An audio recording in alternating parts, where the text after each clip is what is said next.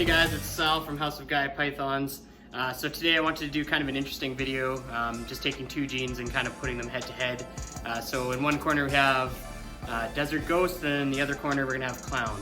So the reason I chose these two is I feel like in the market right now they're probably the most popular and the most in demand.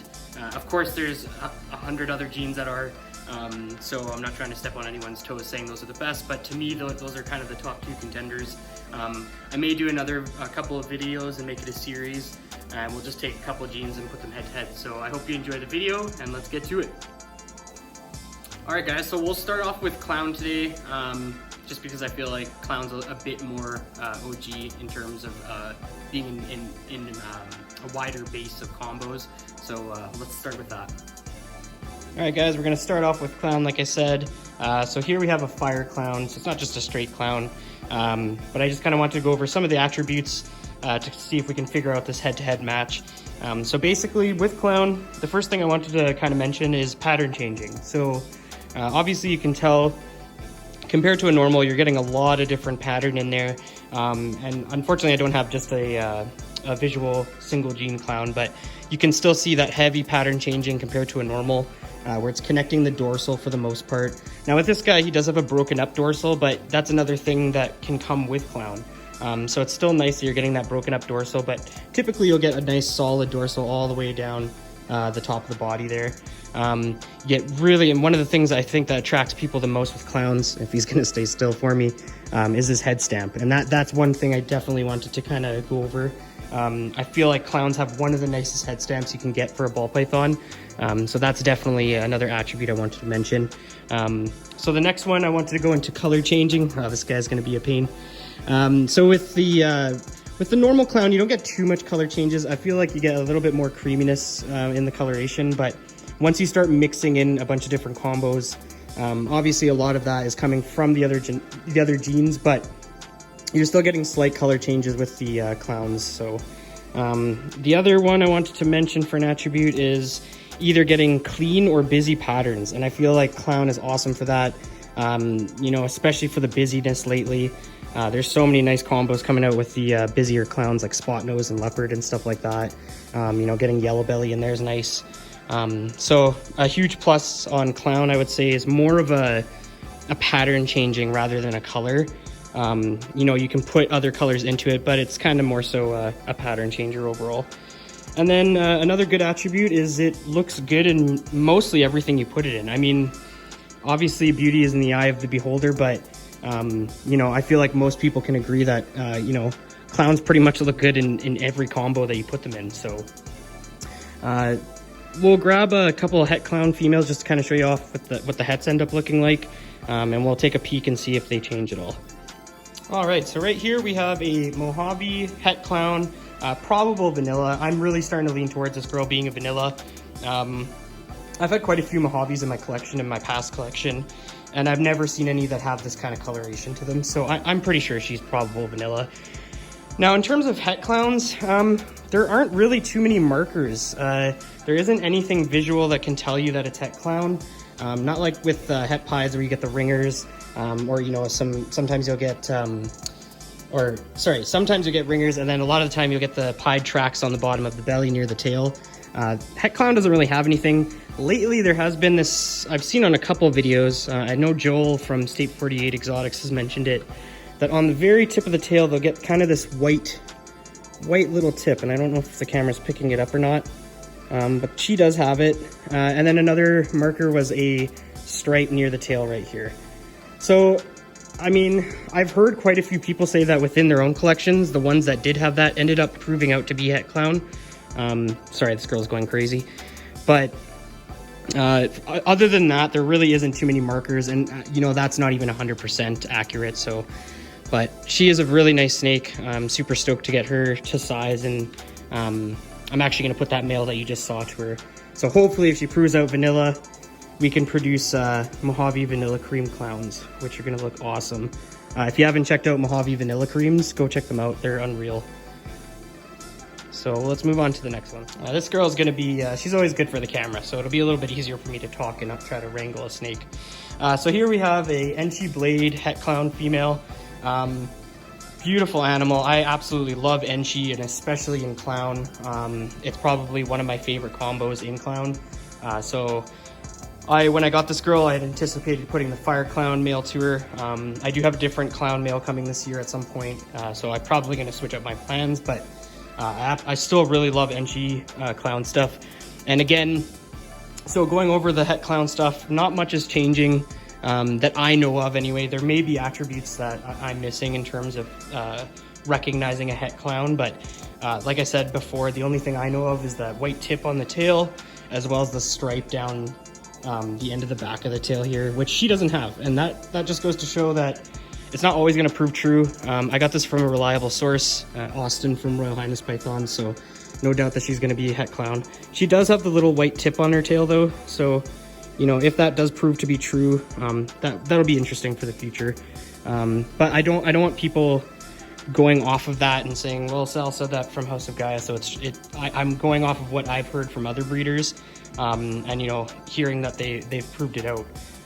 But again, that's not 100%. So, but anyways, we'll move on. Let's get back into the Desert Ghost stuff. All right, now that you guys saw the clowns, we went through their attributes. Let's jump into Desert Ghost. All right, guys, here we have a pewter Desert Ghost boy. So we'll go into the attributes over Desert Ghost as well. So one of the biggest ones is going to be it brightens everything up.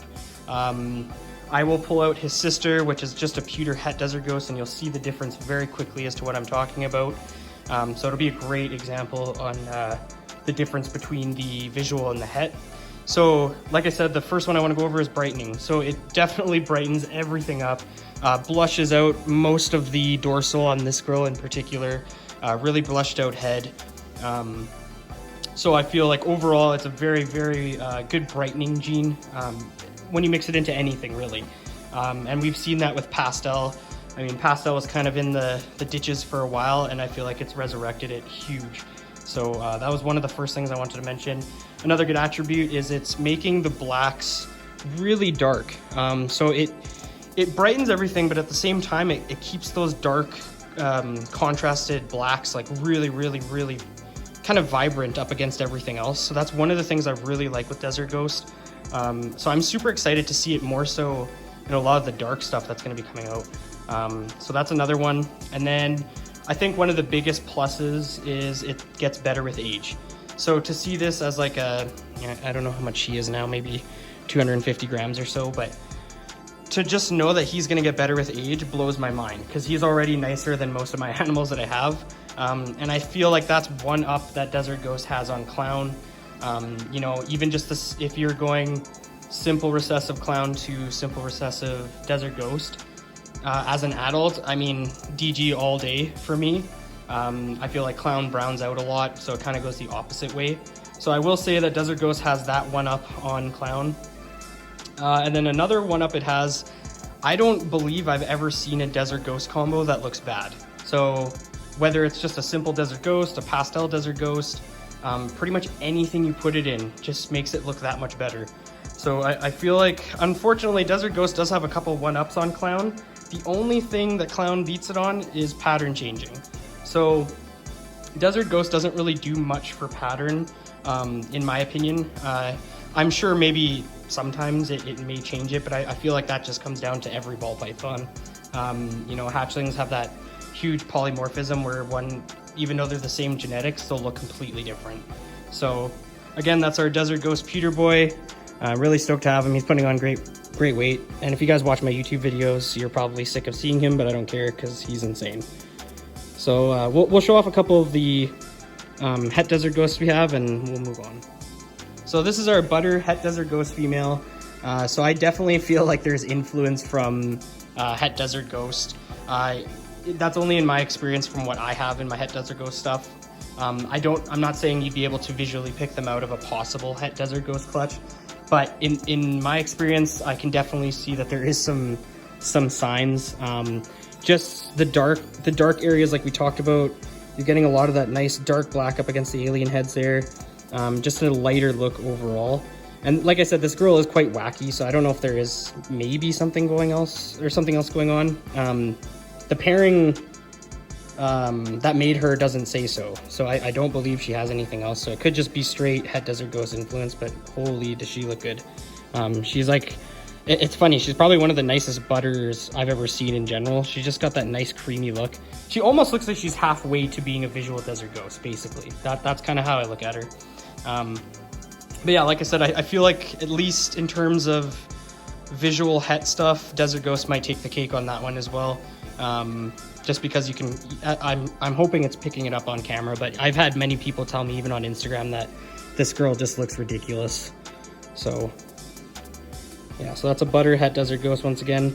I just love those blacks around there and how creamy the brown is. Like, such a nice girl. She has a really nice pattern on her neck as well. So I'm looking forward to putting her back to the Desert Ghost boy. All right, so let's move on. All right, so this girl's already hissing at me, of course. So this is the Het Desert Ghost, the pewter Het Desert Ghost, sorry. So I was just gonna put the male right beside her just so you can see what the visual does and the difference between them. Now obviously polymorphism is gonna change stuff in the pattern, but look at the color difference. I mean, it's quite obvious how powerful Desert Ghost is. So lucky for me, it's easy to show you an example, but I still really love her. Let me just put the boy away here quick, guys. Yeah, I mean, she's still really nice. I love what pewter does, how it just kind of takes away this back pattern. It kind of like burns it away almost. She's a really nice example. But once again, you can see those nice dark blacks within the alien heads. And I mean, pewters tend to get that dark black anyways, so you can't really see it as well, but I definitely feel like it does have some influence in the hets as well. She's just a really nice girl. She looks like she's gonna take my thumb off, but she's a good feeder too as well, so. Anyway.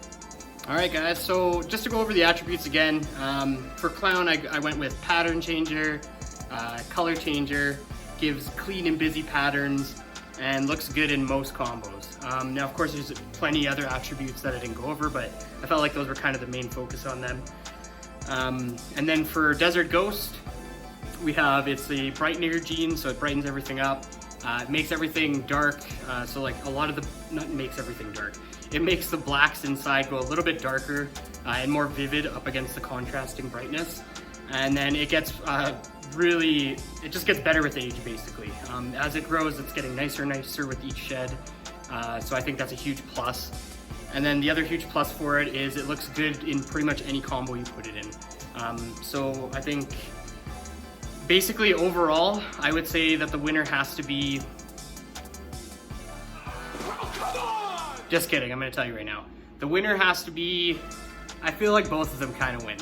So I'm not gonna choose a side because I love both genes. They both work well in different ways. And when combined, I feel like the Desert Ghost Clown is probably one of the hottest double recessive projects right now. Hansel, so hot right now, Hansel. It's definitely up there for probably one of the priciest as well, and for good reason. They are both amazing recessives to get into. I definitely suggest if you're not into Desert Ghost or Clown to get into it as soon as you can. I feel like that's kind of the direction we're going now with genetics, is the double recessive stuff, and I feel like Desert Ghost Clowns are kind of the way to go.